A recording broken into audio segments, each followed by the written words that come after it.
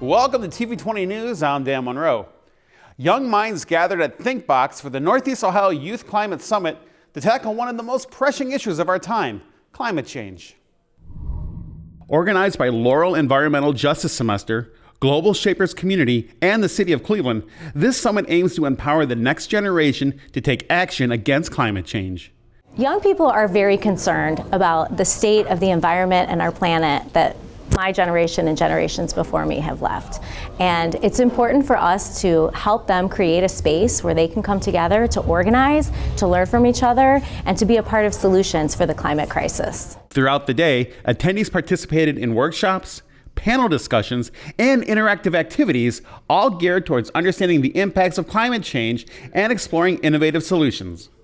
From renewable energy to sustainable agriculture, these young activists left no stone unturned in their quest for a greener future. So Cleveland is actually poising itself to lead the nation in terms of climate resiliency and acting on the climate crisis. And I think so many of our young people don't know that. They feel like they are left to solve the problems themselves. So summits like this that bring together the youth and organizations and adults working on the climate crisis can provide a sense of inspiration and hope for the next generation. The students were blessed to be able to hear from keynote speaker Shea Bastida, a climate activist and co-founder of Re-Earth Initiative. She started her activism at like 15, 16, 17, really organizing the youth climate protests that were really taking a foothold across the country back in the world in 2019. So she actually organized the big New York climate strike that happened in September 20 of 2019. With like 300,000 young people taking the streets at Wall Street, protesting, for climate action. It's inspiring, to be with students that are planning for our climate as students for their future. They're 100% of our future. And to see their engagement now is something generations ago we didn't see. It's going to take all of us, but it's going to be the youth that grow into leadership positions that lead the movement on a better climate. It's inspiring here today on the campus of Case Western to see this Youth Climate Summit. It's easy to feel overwhelmed by the enormity of the climate crisis, but events like this remind us that we're not alone in this fight. Together, we can create meaningful change. It is my hope that every student who leaves the Northeast Ohio Youth Climate Summit walks away inspired and has a toolbox of tools to take action to solve the climate crisis. It's clear that the Youth Climate Summit at ThinkBox is not just a gathering of young minds, but a catalyst for action. With their enthusiasm and determination, these students are proving that when it comes to combating climate change, age is no barrier. Councilman Richard Starr welcomed the students of CMSD to City Hall to take part in a mock council meeting. Let's go to TV20's Alex McTurna with the story. The students of the Cleveland Metropolitan School District take part in an annual out-of-school learning experience during which they have the opportunity to explore local businesses and higher education resources within their community. This year, the 8th grade students of Paul Dunbar Arts Enrichment Academy elected to focus their learning experience on the city of Cleveland. So today we had the students in here learning a little about City Hall, City Council, learning what it means to be a council person in ways that they can learn as 8th graders how to learn more about that, what to do, issues that they may be facing, current issues that they know about, but not necessarily know the backgrounds of some of those issues, whether it's recreation, safety, municipal services. We've explored some of those topics to give them a feel of what it feels like to be in a committee meeting as a council person, to be in a council meeting as a council person, discussing various laws of legislation and things that they want to work on within the city. Following the conclusion of the mock council meeting, students were eager to share their thoughts on the immersive learning experience. I learned about what they fix, in the neighborhoods, abandoned houses, broken sidewalks, potholes, all that stuff, and mostly what they mainly do. We learned a lot how there's different positions to it and how it works and how things are done. They actually really help the city of Cleveland. They really talk about what they should fix and how they should do it proper and just make the city better. Ms. Sunny, a college and career coordinator for CMSD, played an instrumental role in arranging the students' visit to City Hall.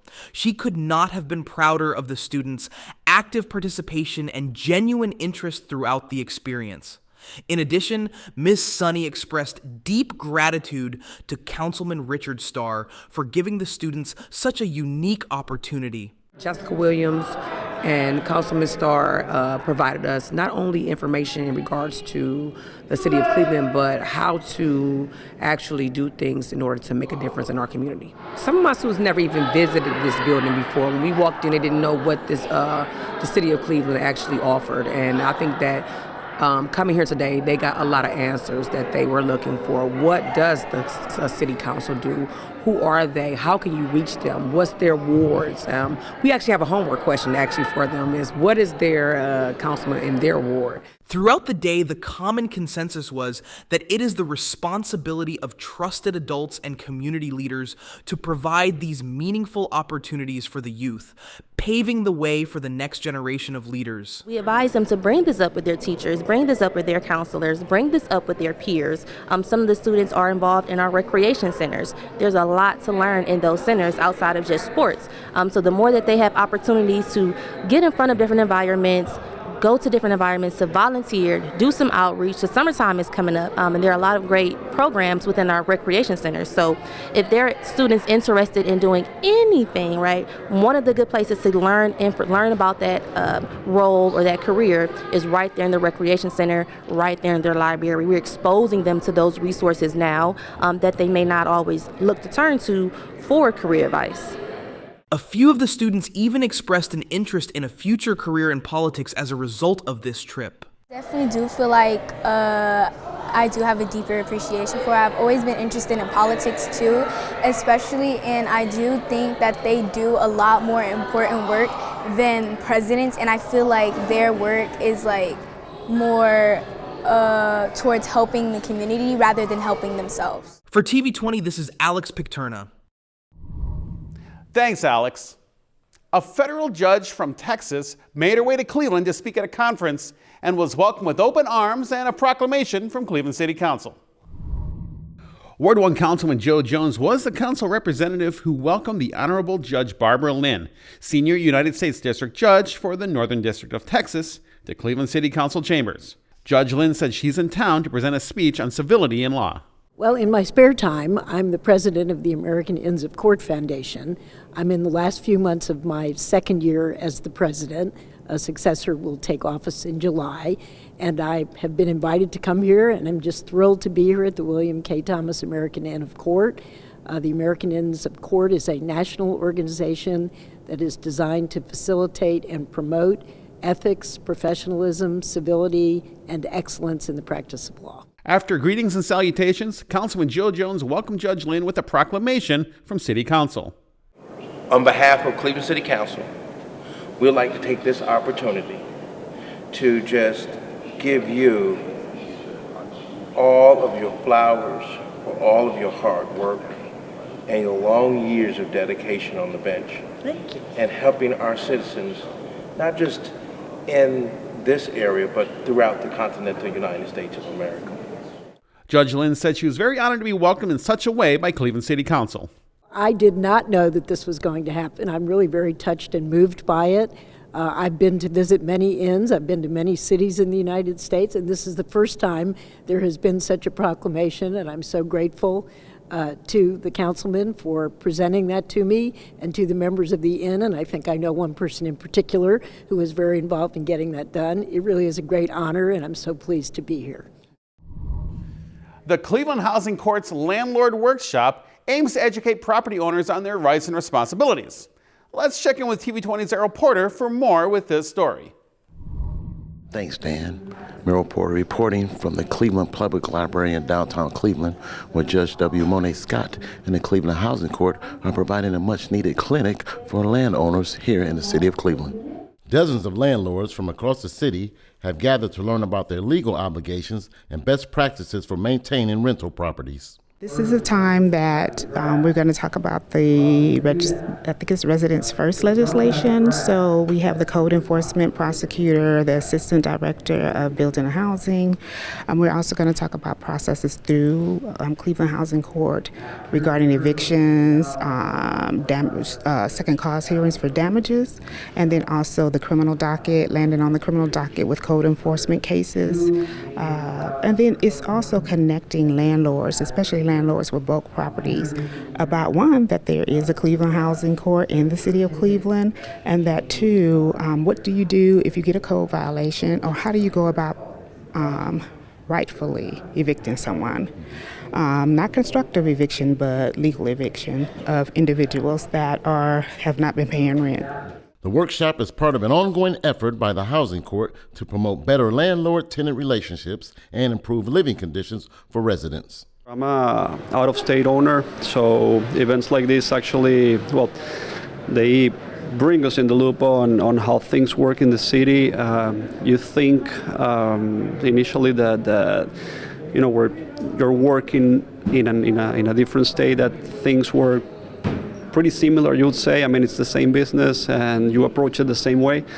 And when you face reality, you start getting some obstacles along the way. So events like this, for again, me in my case being an out of state owner, are pretty important. I mean, it's the way that things are handled here and understanding the ins and outs of the housing law in this case, it's hugely beneficial. Thank goodness we have Residents First, and that deals with foreclosure and vacancy buildings. However, it also deals with out-of-state, out-of-country, and LLCs. So this is going to help curb these out-of-state landlords who have not been present to take care of these their slum buildings and housing that people are dealing with today. In addition to legal guidance, attendees are receiving practical advice on property management, tenant screening, and conflict resolution.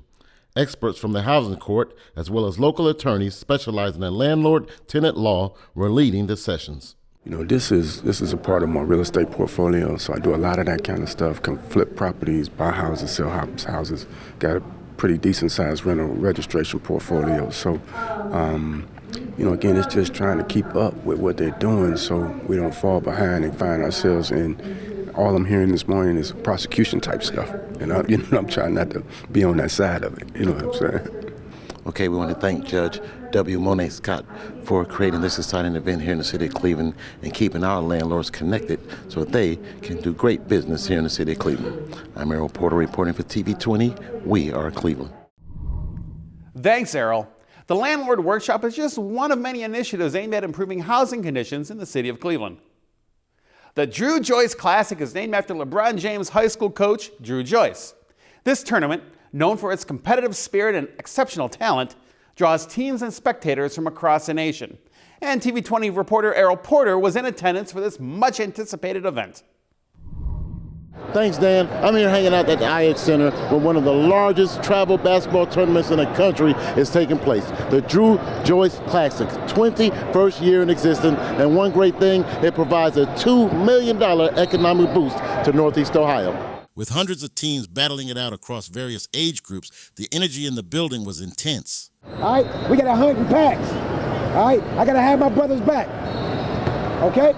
Sir. We all in? Yes, sir. Hard work. Good work. Hard work. Good work. Hard work. Good work. C. T-A. C. T-A. Family on me, family on three. 1, 2, 3, family. Dru Joyce is like one of the biggest ones I've ever been to. Here in Ballin' Under One Roof in Kentucky, probably the two biggest, coolest, most expansive.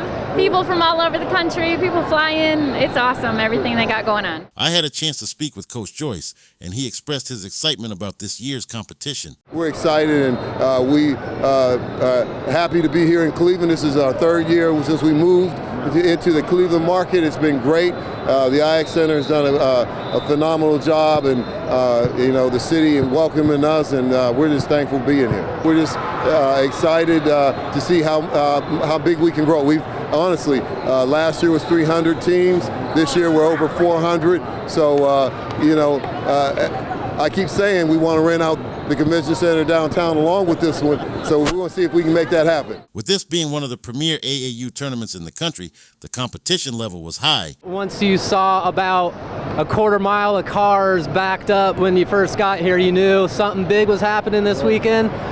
Once we got our way in, man, just seeing the layout of everything, you have to be here to like feel the scope of everything. Seeing 30-plus basketball courts, kids all ages. It's just great to see all the competition out here. Right now for us it's really good. We're getting to see some bigger kids in our division for our 4th grade. Our 7th grade came out here, got a win, so they've been able to play against some better competition. So we wanted to get away and kind of get around teams from different parts of the country. From buzzer beaters to nail-biting finishes, the Dru Joyce Classic was nonstop action and excitement. But it's not just about the games. This tournament also serves as a platform for young athletes to showcase their talents and catch the eyes of college recruiters. I got a couple, 15 schools looking at me right now, so, For basketball? Yes, sir. Yes, sir. You made a pick yet? Can we get it? Nah, not yet. All right, so we'll be tuned in when you do make that choice, all right? Thank you. All right, congratulations. Thank you, appreciate it. Beyond the competition, the Dru Joyce Classic fosters a sense of community and opportunity for the youth of Cleveland. We wanted to use basketball to teach life lessons, and that's how it started, and we have been working with that and working with kids ever since. Wow, we had a great time here at the Dru Joyce Classic, the 21st annual, creating a great impact here in Northeast Ohio and providing some of the greatest 2nd through 11th grade basketball players in the country. I'm Errol Porter, reporting for TV20. We are Cleveland. Thanks, Errol. Events like this are always great. Youth basketball serves as a powerful vehicle for positive youth development, contributing to the overall health, cohesion, and strength of the community. In 2020, a research report was put out that says Cleveland is ranked the worst place for livability for black women. Now, a group wants to find out why. So we're down here at the Tech Hive, Midtown Tech Hive on Euclid Avenue, and we're basically having an event for African American women in particular. It's called Project Noir. And we just partnered with Enlightened Solutions to try and get a handle and a feel for what black women perceive of Cleveland. Twyla Turner is the Director of Program Resources with the United Black Fund of Greater Cleveland. Twyla brought women from around the area together at the Midtown Tech Hive as a way to learn answers to the questions why and to foster change. So the United Black Fund supports all organizations that are doing things in the community that we want to see. So we want to understand, too, why Cleveland is the worst place for black women to live and grow, or to have livability, because we want to be able to figure out how do we change that? How do we create opportunities for black women so that they are successful, so that this is the best place for them to live? So partnering with Enlightened Solutions was a no-brainer. Twyla said the best way to find out why Cleveland was ranked worst place in livability for black women is through a specialized survey that each attendee took. So a survey was created by Enlightened Solutions, Bethany Studenik, and Chichi Nkemra. And so what they decided to do was to create this survey so that they can understand why we were ranked that way. So asking black women questions about health care, workforce development, and also access to education to understand where those nuances came from and how we can actually change it. So that's what the survey is. Every single time that I wake up in the morning, I think about how we can make this world, specifically Northeast Ohio, more equitable and more just for black women. Chichi Nkemra is the co-founder and director of strategy for Enlightened Solutions, a nonprofit think tank with a focus on equity and inclusion. So that's why we created Project Noir, which is a research study about the lived experiences of black women here in Cleveland and more broadly, Northeast Ohio. After the survey was completed, there was a chance to have some open discussion with Bethany Studenik and her partner Chichi Kamir of Enlightened Solutions. For more information on Project Noir, visit the Enlightened Solutions website at enlightened-solutions.com, where you can take their survey. Now let's join TV20's Errol Porter at Zelma George Recreation Center, where he spoke with local boxers ahead of a big match this weekend. Thanks, Dan. I'm here at Zelma George Recreation Center where the Mason brothers are preparing for a professional bout this Saturday. Everyone eats is the theme. Of course, preparation is key, and Zelma George has opened its doors so the fighters can get ready. Everyone Eats is a chance for amateur boxers from Cleveland and beyond to get their first professional bout in, with a big focus being on the up-and-coming Mason family. Everyone who want to fight, they can fight. If you're from Cleveland, Ohio, if you're from the Midwest, if you're from anywhere close to us, if you want to fight, you're getting on this card. This is a series of matches, not just this one, but we got another one coming in June also. We got the Jackson 5 of boxing. It's going to hit. Thank you for the city of Cleveland for providing the space for us here at Zelma George. A lot of the children, they're coming to enjoy the match. Some of the ticket buyers, they came and showed up today. And then some people came and took advantage of the t-shirt giveaway and all of that. So they're really excited about the matches coming up. Abdullah Mason, who already has numerous professional wins under his belt, looks forward to his future career and the fame it brings Cleveland's boxing community. It feels amazing, to be from Cleveland and come from where we come from, but to be able to be doing what we're doing, locked in and have my family in my corner, it's a great feeling.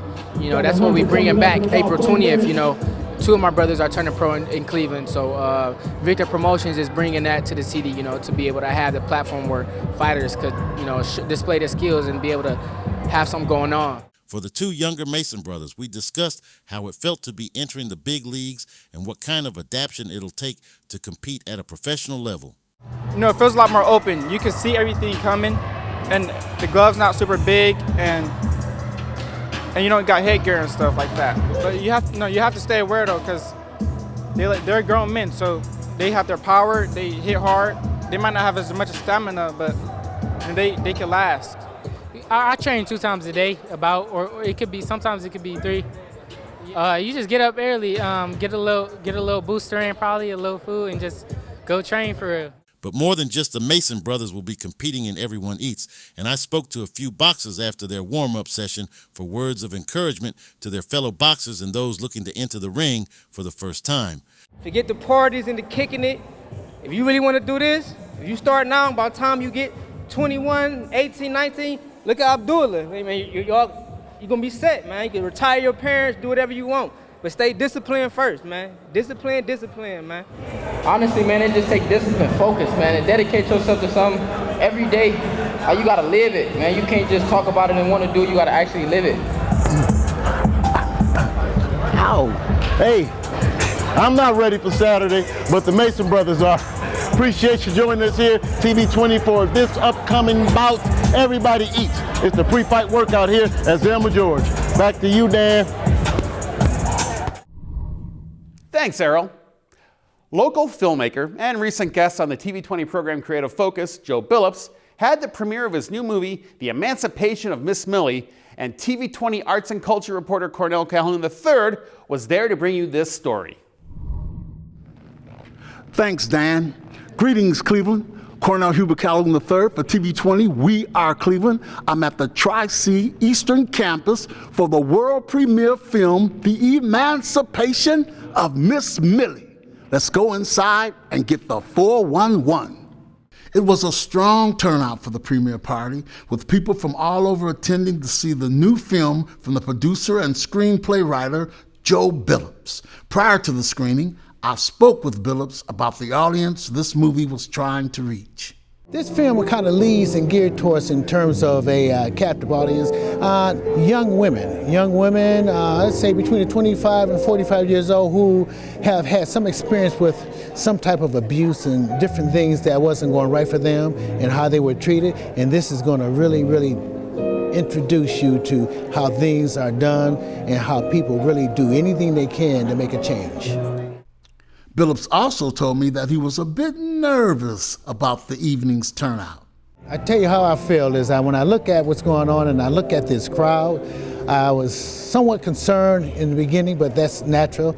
It's like anything, it's like a child. You hope that they grow up to be great, and this has turned out to be a great response, a great turnout, and I'm happy. I came and did a review of the film on the screen to see how everything went, and it went well. I am elated, and I cannot wait for my friends and family to share with me this remarkable and this fantastic project film that's going to be seen later today. Actress Christina Johnson, who played Aunt Georgia in the movie, spoke to me about her experience during the production. It's always a lot of fun. You dig into the story, but the camaraderie with the other castmates is always a lot of fun, and us trying to weather some of the elements. It was pretty hot during that time. Or looking at some of the animals and some of those challenges of getting scenes together. But we had a lot of fun behind the scenes, just helping each other out and getting into character. Many people attended the premiere, including Billups' longtime friend and community activist, Dr. Yvonne Pointer. Well, you know, I'm a dear friend with Joey Billups, and that's what we do. We support one another. So he went with me to Ghana recently, and then he told me about this, and I'm like, okay, I'll be there. I'm so excited because I know anything Joey does is going to be big. So, it's almost showtime, so that's a wrap. Cornell Hubert Callum III for TV20, We Are Cleveland at Tri-C Eastern Campus. Thanks, Cal. Finally, City Hall Rotunda provided the perfect backdrop for the inaugural City Hall's Got Talent Karaoke Showcase, a demonstration of talent, all while raising money for a good cause. Let's go to TV20 reporter Errol Porter with this story. Thanks, Dan. I'm at the City Hall Rotunda, and behind me, a lot of excitement. As you see, they're showing up their talents on stage. These people help run the city, but little did we know that they had that much talent. It's all about raising money for Harvest for Hunger. Harvest for Hunger is one of the most extensive annual food and funds drive in the nation.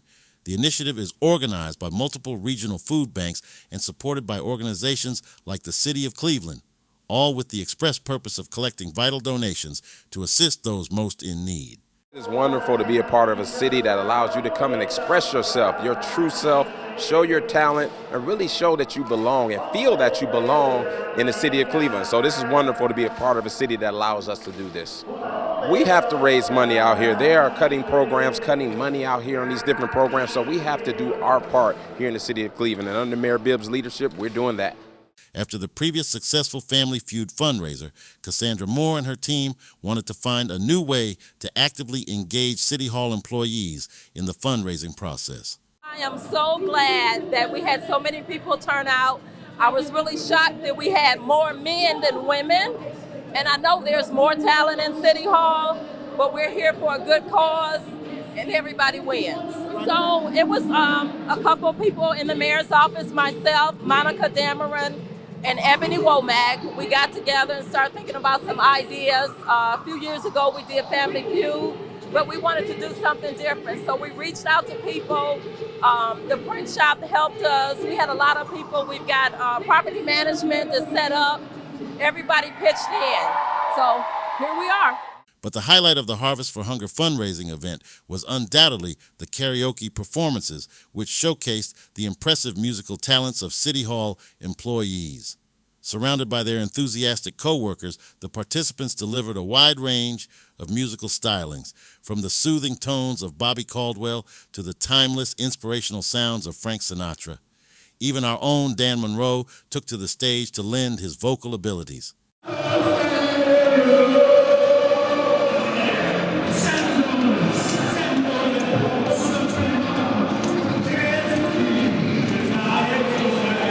It is so much fun. I'm so glad to work in an environment where we can do the hard work, but then we're able to take a pause for a good cause and have some fun.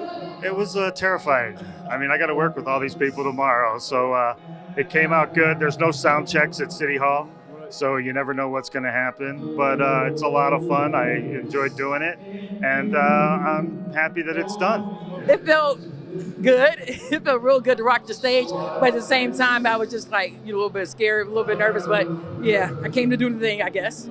Oh, we had a great time here at the City Hall Rotunda. Karaoke for a great cause, Harvest for Hunger, and our own Dan Monroe brought the house down. How did that feel? It was amazing being up there. You know, I practiced this song many times. It's a classic David Lee Roth song. I'm just a gigolo. I ain't got nobody. I love it. I love getting up there and performing it. It's all for fun. Like I told the crowd, lower your expectations. It's not going to be good, but it'll be fun. And here's another great trick. Dan has a lot of talent. He's here and at the studio. Back to you, Dan. Back to me, Dan. Thanks, Dan, and thanks to you, Errol. I gotta tell you, it's fun to rock out every once in a while, especially when you're supporting a good cause. We are constantly uploading new content on our TV20 Cleveland YouTube page, so make sure you hit that subscribe button so you don't miss out on anything.